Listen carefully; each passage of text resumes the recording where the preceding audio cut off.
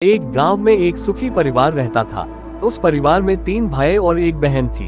उनके माँ बाप उन चारों से बेहद प्यार करते थे, मगर बीच वाले बेटे से थोड़ा परेशान थे। बड़ा बेटा पढ़ लिख कर डॉक्टर बन गया था और छोटा बेटा भी पढ़ लिख कर इंजीनियर बन गया था, मगर बीच वाला बेटा बिल्कुल गंवार और आवारा किस्म का था। कुछ समय बाद उनके दोनों बेटे डॉक्टर और इंजीनियर ने शादी कर ली और महीनों के बाद ही इनकी बेटी का भी एक अच्छे घराने में विवाह हो गया, मगर बीच वाला बेटा अभी भी कुंवारा ही था।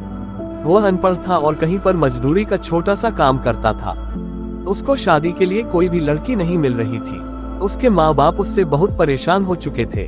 अब जब भी उसकी बहन अपने मायके आती तो वह अपनी डॉक्टर और इंजीनियर दोनों भाइयों से मिलती थी, मगर बीच वाले भाई से बहुत कम मिलती थी, क्योंकि वह उसे ज्यादा पैसे नहीं दे पाता था। लेकिन फिर भी वह अपनी बहन से बहुत अधिक प्यार करता था। कुछ समय बाद उनके पिताजी की बीच वाले बेटे की बिना शादी किए बिना ही मृत्यु हो गई। उनकी मां ने सोचा कहीं अब किसी के मुंह से बंटवारे की बात निकले, इसलिए अपने ही गांव में एक सीधी सादी लड़की से मंझले बेटे की शादी करवा दी। शादी होते ही न जाने क्या हुआ, अनपढ़ बेटा मन लगाकर काम करने लगा और पहले से कहीं ज्यादा मेहनत भी करने लगा। अब कोई भी पुराना दोस्त उसको मटर गश्ती के लिए बुलाने आता तो वह मना कर देता। एक दिन उसके डॉक्टर और इंजीनियर भाई ने सोचा कि यह तो गंवार और अनपढ़ है, हम इससे कहीं ज्यादा पैसे कमा लेते हैं, इसलिए अब हमें बंटवारा कर लेना चाहिए।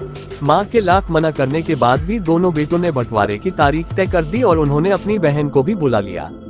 तभी उनका गंवार भाई कहता है कि तुम लोग बंटवारा कर लो, मुझे जो बचे वो दे देना या ना देना, मैं शाम को आकर अंगूठा लगा दूंगा। तभी उसकी बहन कहती है, अरे बेवकूफ, तू तो हमेशा बेवकूफ ही रहेगा। जमीन का हिस्सा तो आमने सामने बैठकर होता है। और उसकी माँ भी उसे काम पर जाने से रोकती है।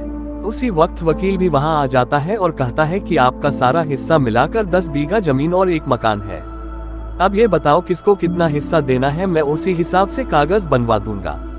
तब गंवार भाई कहता है, वकील साहब 5-5 बीघा जमीन हमारे दोनों भाइयों के नाम लिख दो और ये हमारा घर है, मेरी प्यारी बहन के नाम कर दो। तब दोनों भाई पूछते हैं कि तू अपने हिस्से में क्या लेगा। गंवार भाई कहता है कि मेरे हिस्से में मेरी प्यारी माँ है। वह अपनी पत्नी की तरफ मुस्कुराते हुए कहता है, क्यों, क्या मैंने गलत कहा। उस गंवार और अनपढ़ की पत्नी अपनी सास से लिपट कर कहती है, माँ से बड़ी वसीयत क्या होगी मेरे लिए। उसी वक्त उसका गंवार पति भी अपनी माँ से लिपट जाता है। गंवार बेटे और बहू के प्यार ने जमीन जायदाद के बंटवारे को एक सन्नाटे में बदल दिया।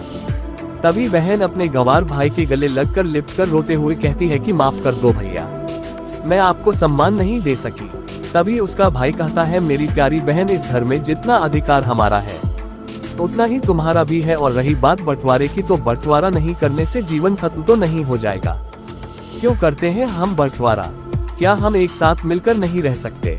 जैसे हम बचपन में मिलकर खेलते रहते थे। एक साथ मिलकर रहने को ही तो कहते हैं एक अच्छा परिवार, और उसके परिवार को संभालती है एक माँ। तभी उसके दोनों भाई भी बहुत शर्मिंदा होते हैं और वह बंटवारे के सभी कागज फाड़कर फेंक देते हैं, और उस दिन के बाद से उनका पूरा परिवार खुशी खुशी एक साथ रहने लगा।